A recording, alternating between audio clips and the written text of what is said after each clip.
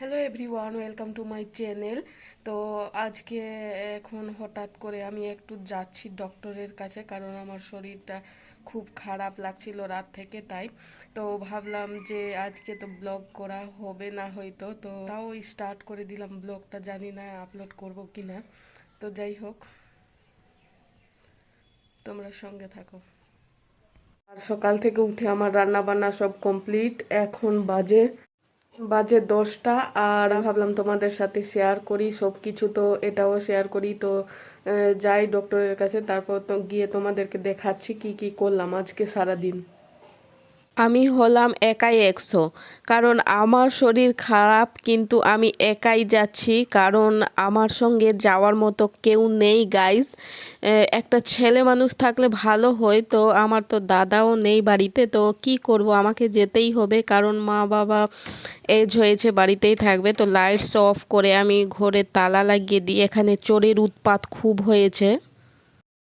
তো গাইজ আমি এখন বাড়ি থেকে বেরিয়ে গেছি। এই যে আমার একটা ছোট্ট গার্ডেন, কোনোদিন তোমাদেরকে আমি দেখাবো।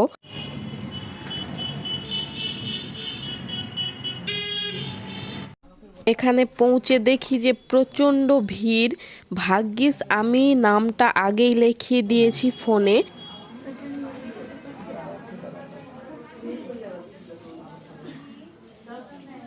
তো গাইজ আমার ডক্টর দেখানো হয়ে গেছে, এখন ওষুধ নিব আর মায়ের জন্য বিরিয়ানি নেব, কারণ মা অনেক দিন থেকে বিরিয়ানি খায়নি, একদিন বলছিল আমাকে। তো তাই ভাবলাম আজকে যখন বেরিয়েছি তো বিরিয়ানিটা নিয়েই বাড়ি যাব।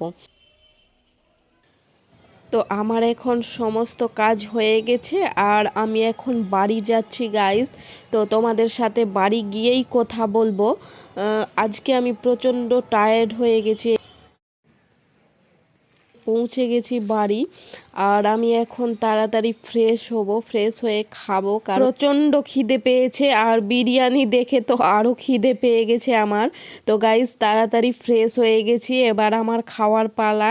তো আমি ব্লগটাকে এখানেই এন্ড করছি। সবাই সুস্থ থেকো, ভালো থেকো, আর আমার ব্লগটিকে লাইক করো, সাবস্ক্রাইব করো।